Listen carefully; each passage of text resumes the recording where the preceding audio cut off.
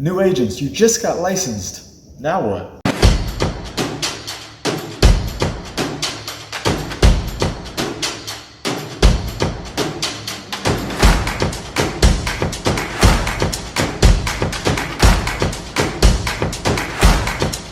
Welcome back to my channel, everybody. My name is Derek Langfield, and today we are going to be talking, as you guessed it, to new agents. You just got licensed. So what do? Do you go into the office? How do you start getting business rolling right away? Your broker said they were going to do this. They were going to help you. Is that true?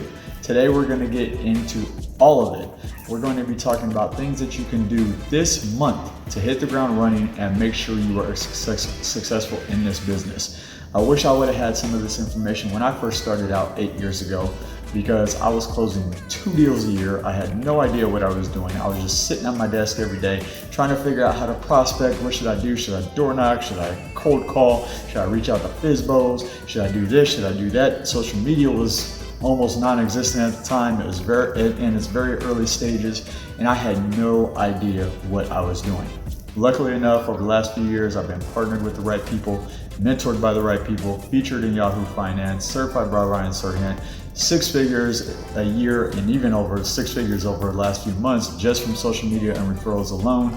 So luckily enough, I've been able to be successful in this business, but it didn't start out that way. And what I know is brokers will tell you everything in order for you to join a part of their brokerage. And newsflash, it's bullshit. Most of the time, it's bullshit. They are selling you a dream. You are nothing but a number to them. If you come in, you succeed, great. If you don't, oh well. They are only helping the top producers and in the top producers' ear, because they are the ones that are making the brokerage money. If you're a new agent and you don't close any deals for 6 months or a year, oh well. And why would they help you be successful? Because you showed that supposedly you can't be successful in this business. So you want to make sure that your broker aligns with your goals. They can show you the way. They are actually going to help you. Call around, look online, talk to other agents at the brokerage. Make sure they do what they say they're going to do. And it's the same thing if you're going to join a team. If you're going to join a team, join a top producing established team. Make sure that they have a reputation of being successful and helping new agents succeed. Because let's be honest, you're going to be giving 40, 50, sometimes 60% of your income to the team. You're promoting the team brand, the team name, which is usually the rainmaker. You're giving up all this money. In return, supposedly you're saving money, but you should also be learning how to run a business, learning a schedule, learning how to prospect, learning how to service leads and close transactions, and not just say, oh, here's 10 Zillow leads, go make this call, and if you get them, great. If you don't, oh well, on to the next one, right? That way, you know exactly what to do and what not to do. As you could have guessed, the first thing you need to do is talk to different brokers and team leaders if you're considering being part of a team. You need to talk to as many as is fit until you get what you are looking for. Do not just go with the first or second one. Another big newsflash, the broker that you work for does not matter as far as the company name goes or the name recognition goes. It doesn't matter if you work with KW, Compass, Century 21, Coldwell Banker, EXP. What matters is who you are. You are the one that provides the value, not the name on the side of the building. Anybody that's been in the business longer than 5 or 10 years will tell you different. Don't listen to that. The broker name does not matter. You are the value, not the broker name. The next thing you need to do is figure out what kind of clientele you want to work with. Identify your perfect demographic. Is it luxury buyers? Is it luxury sellers? Is it the mid-range market? Is it the first-time home buyer seller market? Is it millennials? Is it older people? Who do you want to work with? That's number 2. And number 3 goes along with that is, how are you going to attract these people? Once you figured out your demographic, attracting them is a big thing. You've heard me say many times, it's not how many people you know anymore, it's how many people know you. And how do you build that recognition? Through social media, of course. You can do it by door knocking or cold calling or open houses, but again, you can't scale fully doing those methods. Those are kind of antiquated methods. You need to be on social media. Video is king. So once you've identified your certain demographic, now you need to get on video and start producing content for that demographic.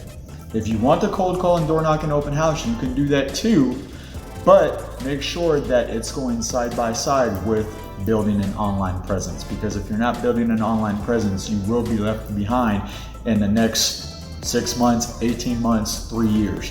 You will be left behind. Now that we've talked to our broker, we identified our perfect client, we identified how we're going to attract those perfect clients, we're setting up an online presence, whether it's TikTok, LinkedIn, Instagram, Facebook, YouTube, all of the above, whatever it is, we need to start getting out there. Don't be a secret agent. You know, one of the golden rules I like to follow is look at what the other 99% of realtors are doing and do the complete opposite. Nobody wants to see and nobody cares about just sold, just listed, the worst yet, just in contract or offer accepted. Nobody cares.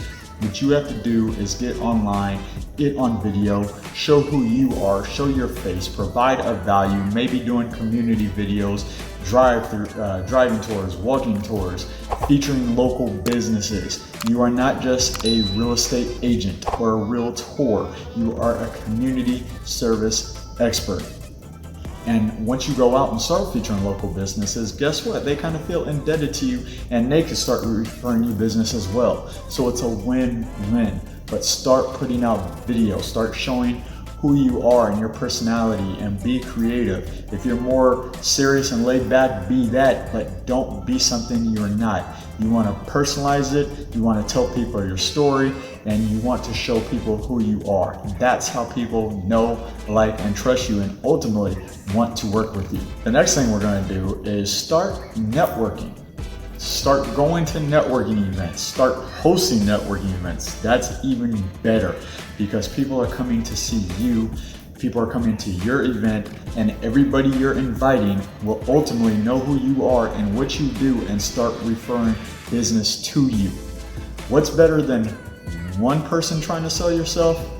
About 100 people trying to sell you and being your voucher and being your word of mouth and talking about you to other people. And how do you do that? At networking events. If you can start hosting networking events and bringing people to you and building their social circle and their network and maybe their sales numbers, they're going to do the same for you. Again, if you're at an open house and you sit there for 3 hours and only 3 people come in, or you're at a networking event and you're there for 3 hours, but 100 people, 200, 300 people are there, and you're meeting and socializing and talking with all of them, and they know who you are, they're gonna go to bat for you when the time is right. The next 2 things you wanna do is study the market and build a schedule. If you do not have a schedule or a calendar to follow, none of this even exists.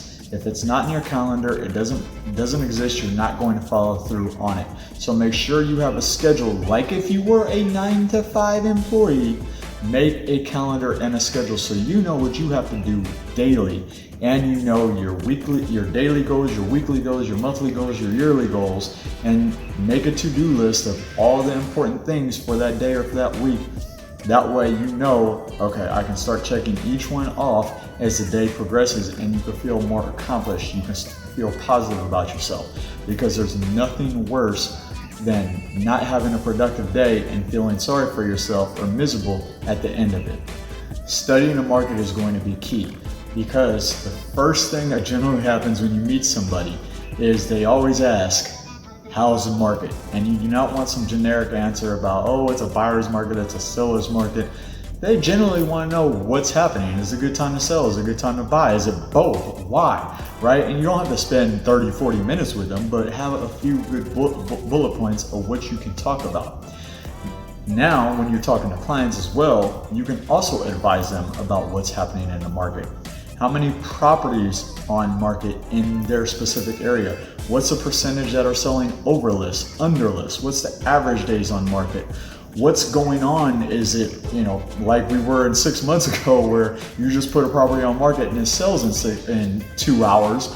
Or is it slowing down a bit where you put on market and now average days on market is maybe 3 weeks, right? So what's happening in your market? How competitive is it?